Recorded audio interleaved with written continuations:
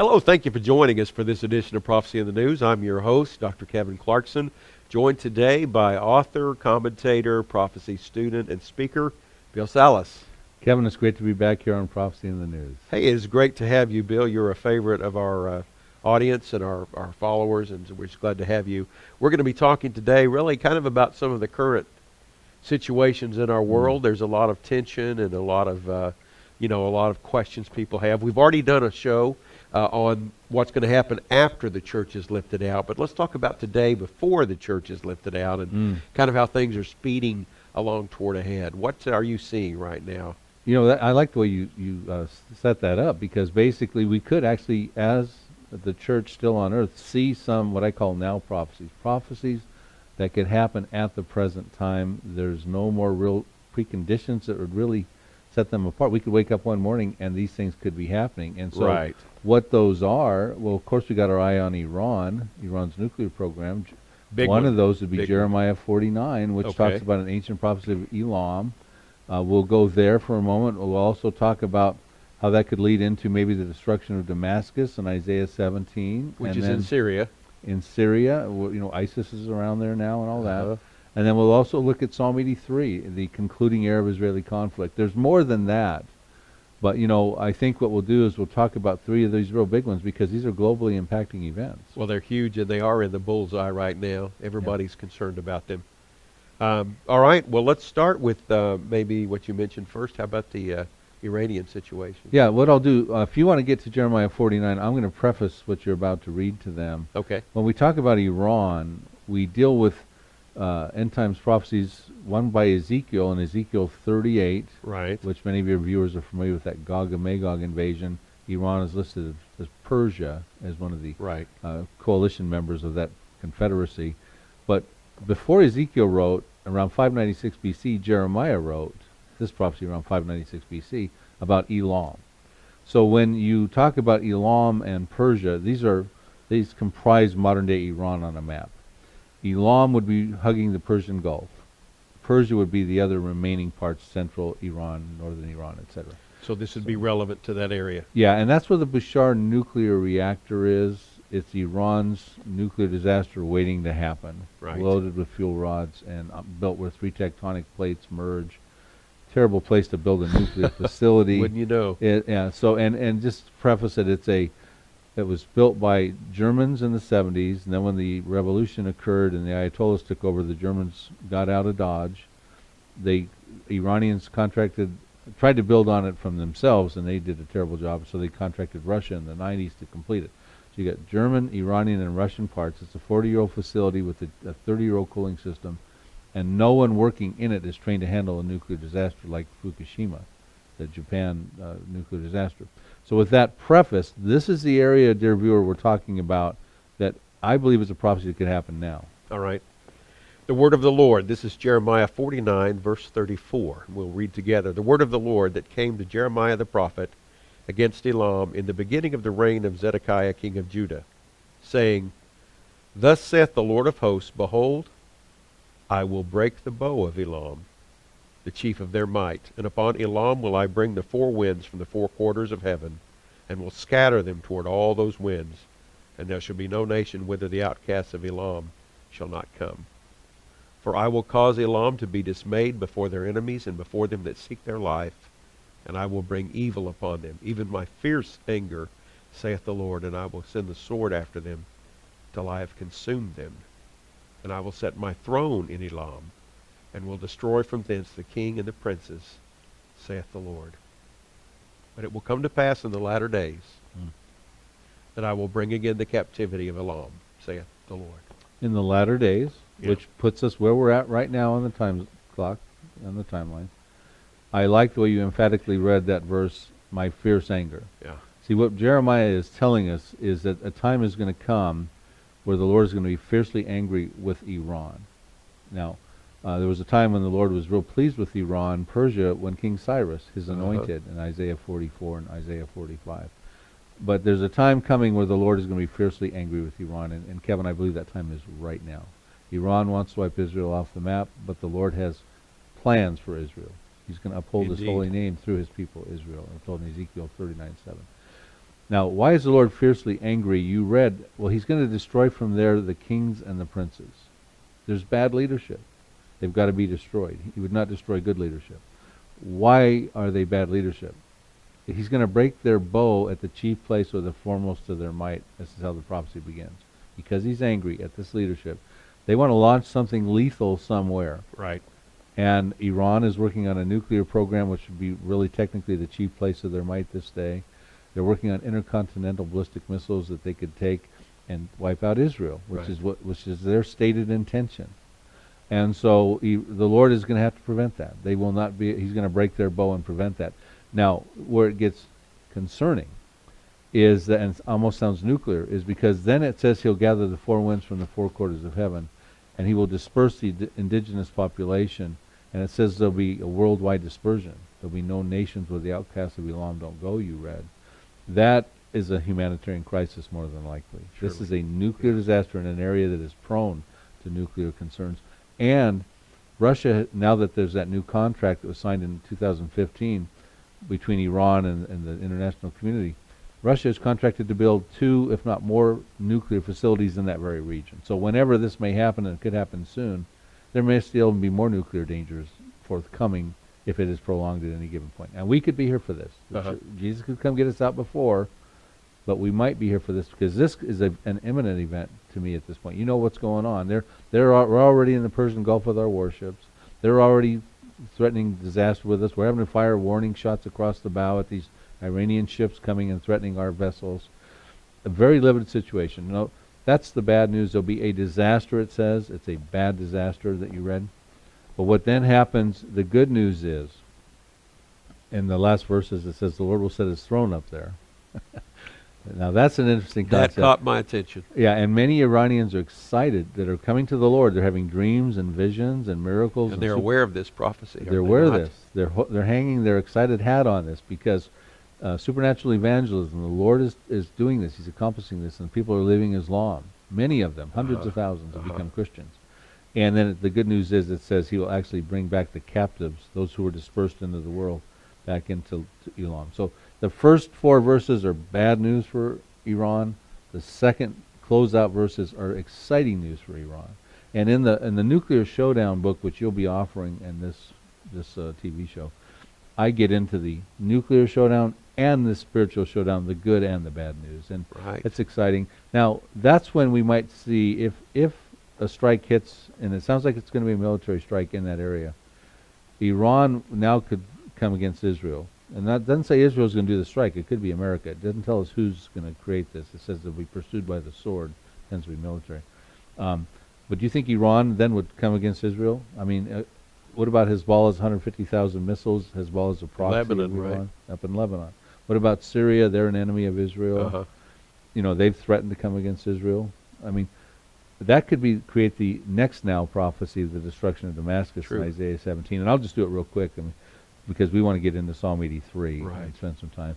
Isaiah 17, dear viewers, is talking about the destruction of Damascus. Verse 1 says, Damascus will cease to be a city. It will be a ruinous heap. It will be reduced to rubble. Verse 9 says the desolation is caused by the children of Israel. So we find out that it's the Israeli Defense Forces. And verse 14 says that at eventide or even one night you see Damascus, but in the morning he is no more. And as you understand the prophecy, and it's in the Now Prophecies book you'll be offering, you have Israel is responding in self-defense. But they have the technologies today to take out a city, and I could see that being a Now Prophecy as well. We might see that, dear viewer. We might see that. Just before we jump into the Psalm 83 and the Arab coalition, let me just ask you about the Now Prophecies, because one of your headings has to do with the decline of the United States. Yes. You want to just make a comment relative to our current political situation and any observations you have? Yeah, it's interesting. We had this conversation before we went on set here, and I quote Franklin Graham around March of 2016 before the elections. Things were looking like Hillary Clinton might win, and he said, I want to bring God back into the public debate. We've taken God out of the public debate. He wants to bring him back in. And that's true. We had said goodbye to God since the 60s. Prayers and Bible studies out of the schools. Right. abortions in 1973, Supreme Court decisions. We can't defend the Defense of Marriage Act, the biblical model of marriage, one man should marry a woman. Supreme Court took that out in 2013 and then approved same-sex marriages in 2015. These are dangerous biblical boundaries. So all of a sudden, Donald Trump wins the presidency. And Franklin Graham comes out in December after the elections and says, God intervened and answered the prayers, I think he said, of his people. And I would say that's possible because Daniel 2 verses 20 and 21 says it's the Lord who changes times and seasons, removes and raises up kings and gives wisdom to the wise and knowledge to those with understanding. But I guess the question you and I both talked about is not, does that mean God is now back draped in the American flag in heaven, humming the Star-Spangled Banner, or is the verdict not out yet? And I think we both agree we've got to have a kind of a wait-and-see attitude here because we have crossed all those dangerous biblical boundaries. Right. One thing that is happening is we've got a very pro-Israel administration right now. And I think we are a little more at ease with religious freedom for the time being. We might have a little bit of a reprieve on that as well. So there's some positives here from a Christian perspective there. And if you bless Israel, you'll be blessed, according to Genesis 12:3. We are emboldening Israel right now, which is important. They've got a lot of enemies around them, and we're going to talk about them in Psalm 83. So we'll see. We'll see. I'm excited, but I'm not sure we've really crossed all the dangerous boundaries, regressed back from them. Well, I might like to just go ahead and let you all that are watching with us have an opportunity to learn about these products, these resources that Bill has. He's no stranger to us, but let me just review some of the things that are available. One of his more recent books, The Now Prophecies, and this is available for $14.95 plus shipping and handling. Psalm 83, which we're going to be talking about as soon as we finish presenting this material to you now. This is a very exhaustive study of an important critical psalm that describes the neighbors of Israel and how that plays into prophecy. This book is selling for $15.95 plus shipping and handling. And then this book, Nuclear Showdown in Iran. There is not only a book, but there is a DVD. Each of those are available for $14.95 plus shipping and handling. But for 3 books and the DVD, they can be all together in a bundle right now for $49.95, and that's a good substantial savings. And so, as always, you can go to our bookstore online, prophecyinthenews.com, or you can call the 800 number on your screen, and someone will be willing to assist you with your order. But we want to let you know about that, and that segues us right to Psalm 83, a very pivotal portion of Scripture that you've given a lot of time to. Yeah, and there's 18 verses. We won't have the time to read them all. While you're turning to the first 5 verses, which you'll read shortly, I want to preface that, right now the international community still believes the best way to resolve the Palestinian-Israeli conflict is to have Israel divvy out some land for peace. Yeah. And that's not biblically endorsed, and it plays into the very motive of Psalm 83. Yeah. I submit to you that will not happen. If it does, it'll be temporary at best. We are going to be looking at the Psalm 83 prophecy, probably finding the fulfillment in the very near future. And if you read the first 5 verses, they are the most telling verses. It talks about this confederacy and what their plan is, and then we'll identify who they are, this confederacy. Well, this psalm is a prayer, and it just explodes with the first words. Keep not thou silence, O God. Hold not thy peace, and be not still, O God. For lo, thine enemies make a tumult, and they that hate thee have lifted up the head. They have taken crafty counsel against thy people, and consulted against thy hidden ones. They have said, Come, and let us cut them off from being a nation, that the name of Israel may be no more in remembrance. For they have consulted together with one consent. They are confederate against thee. Yeah, how pregnant are those verses? Very much, very okay, prophetic. So what we have here is we have a confederacy that consults together with one consent. This is not going to be a chronological ordering of Israel's enemies throughout history. Right. This is a contemporary confederacy. They come together, they form a crafty council, a devious plan, and what they want to do is destroy the nation of Israel, that the name of Israel may be remembered no more. They want to fulfill what's already going on in the Palestinian youth textbooks at the schools. There's no maps of Israel, there's a map of Palestine. That's how they raise their kids there. That's what they want. They want another Arab state. read verse 12 so we can understand the motive of why they're confederating. Who said, let us take to ourselves the house of God in possession. Right, the house of God, some translations, the pastures of God, i.e., let us take for ourselves the promised land of Israel. Let's destroy Israel and let's take it. So by international communities' push for land, for peace, that's exactly what they want. They want that land. And they don't necessarily want a two-state solution. It appears they want a one-state solution. They want to wipe Israel off the map, and they want to have the flag of Palestine hovering over there, another Arab state. How realistic is this prophecy? And when you look at the inception of Israel becoming a nation in 1948, the belligerents of this confederacy, and I'm going to list them for you. We could have you read them in their. Well, I'm going to have you read them because I want to explain it. But they're in their ancient tribal names, so I'll have to kind of put a face on them for you. Right. But it tells us who this confederacy is. It's very specific. Right.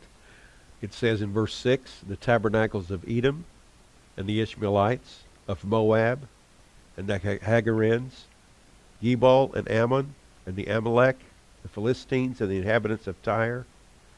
Asser also is joined with him. They have holpen the children of Lot. Shall I continue? No, that's good. What we've got right there is 10 populations, starting with the tabernacles of Edom, some translations, the tents of Edom. So the first person normally listed in the Confederacy is very telling, and it's the Edomites. And the Edomites today have ethnical representation in the Palestinians. But not just the Edom, but it's the tents of Edom. We've been given a major clue. This is a habitation condition.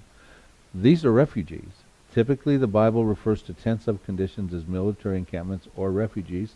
I believe what's being said there is when you see the Palestinian refugees, get ready for this prophecy. And they became a result of the War of 1948, when Israel, the Independence War, when they became a nation again in May 14th of 1948. And who you just listed comprises an inner circle of countries that share common borders with Israel: Lebanon, Syria, Iraq, Jordan, Saudi Arabia. It looks like Egypt's involved. The terrorist populations in there. You got the Hamas, would be ancient Philistia area there, of the Gaza. Hezbollah, of course, is up in Lebanon. The Palestinians are in there around the West Bank. Right. So we're talking about the ancient enemies of Israel from time immemorial, the ones that came to war against them in 1948. Some people think this was actually fulfilled in 1948, but for various reasons I put forward in the Psalm 83 book, it wasn't a final fulfillment. There's a process going on here. Another war in 1967, which involved Egypt, Syria, and Jordan.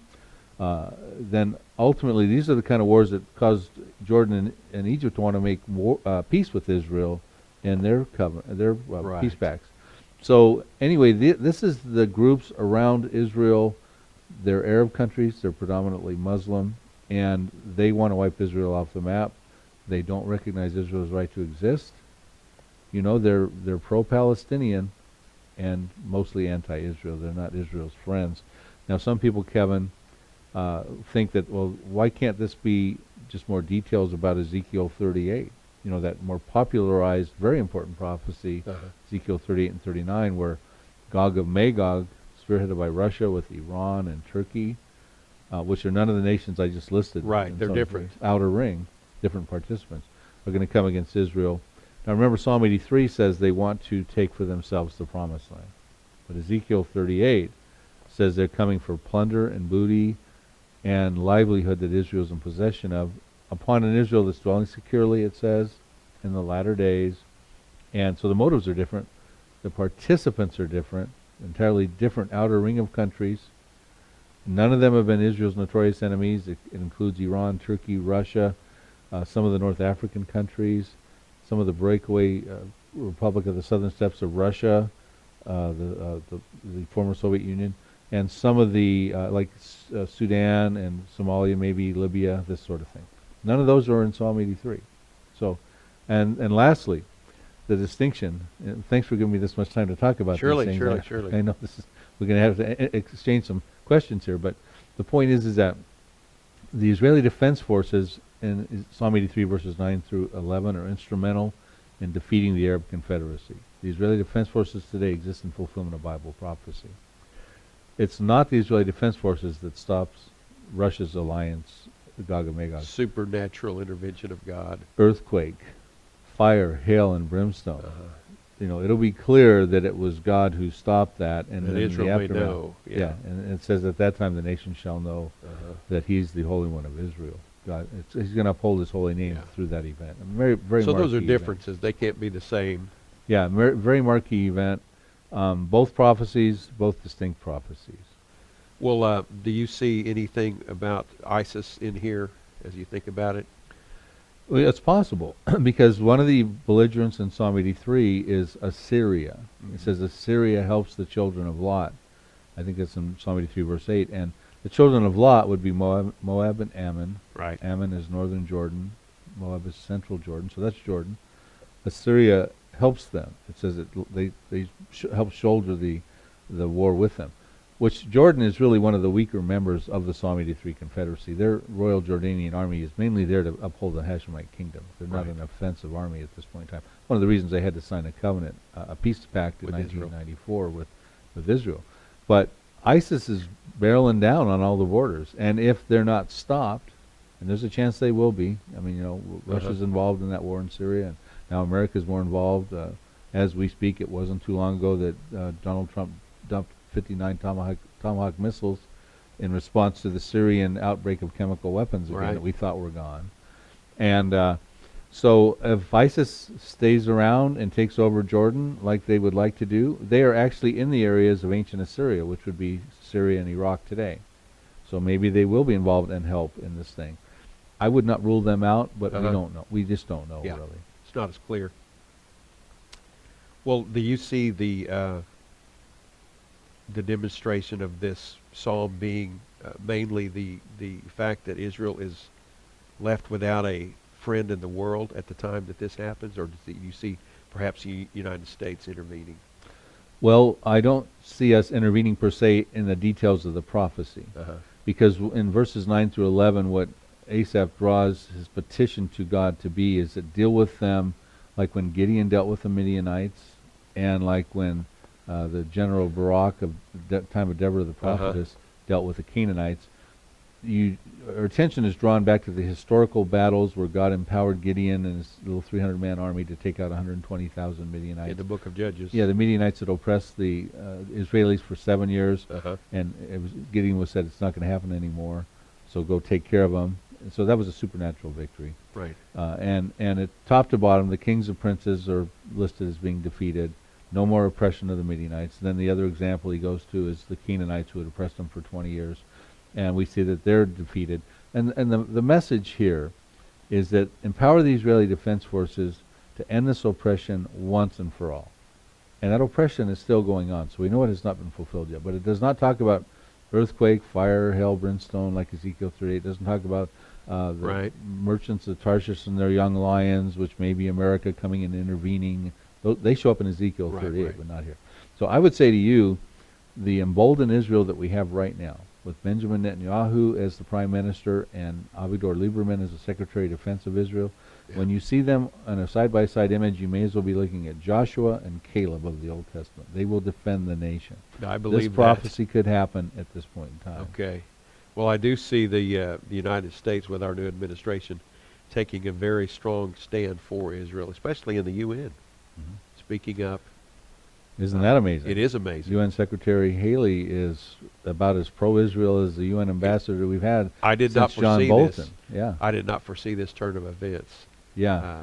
It was pretty incredible. Well, it's kind of exciting for a Christian Zionist, pro-Israel, see the distinction between the church and Israel, to see this. And understanding that God's foreign policy goes back to Genesis 12, verse 3, where he said he would actually bless those that blessed Abraham, which goes on through his sons and through the Jewish people today, son Isaac, his grandson Jacob, and the 12 tribes. And if we're blessing Israel, this is going to bode well for this country. Now all we need to do is kind of get our country back in all the graces of God. The things that he would be displeased with that he's concerned about. Even Jesus quoted the biblical model of marriage. Right. One man should leave his parents, and one woman should leave her parents, and they should cleave together and become one flesh. Right. And we can't defend the constitutionality of that biblical model according to a 2013 Supreme Court decision. We've got to get back to the biblical foundation that this country was founded upon. And I guess the question, in all honesty, is: are we really going to get there? Is there enough time for that? Do we have a Nineveh moment forthcoming for this country where God could give us a stay of execution, so to speak, like He did with Nineveh? Jonah goes in there and says, 40 days and you will be destroyed, and they repented nationally, and God, the Lord relented. Yes, He did. Now ultimately they were destroyed later, over a century more down the road. But do we have a century to have a Nineveh moment? Will the Lord relent from what is a judgment that we probably do deserve at this point? These are interesting times, Kevin, and these prophecies are converging and barreling down. These now prophecies that you're offering. So I would say, not trying to do an infomercial here, but your viewers need to get these books, these resources, and they need to see how current they are. There are really no preconditions on these things. They could happen right now at the present time. It seems to be hurtling our way, and I believe that just brings us to the whole point of why we've been given a platform and a ministry to study this and know this, and it's that we might proclaim the gospel of Jesus. Yeah, and one of the now prophecies is the return of Jesus to rapture, the vanishing of the Christians, an imminent event, could happen at any given moment. And what that should do, Kevin, if we think Jesus could come and get us at any given moment, and He's waiting for the Father, Heavenly Father, to say, go get your bride, son. Right. He's not waiting up there going, well, I don't want to go right now because I know Mary's got her daughter, she's trying to get through college, and Joe's got his granddaughter, he's going to want to get married. Hey, those things are important. But you think Jesus is up there saying, let's wait for a while? He wants to come get us as soon as Heavenly Father says, come get us. So therefore, we are called to evangelism and holy living right now. Yes, amen.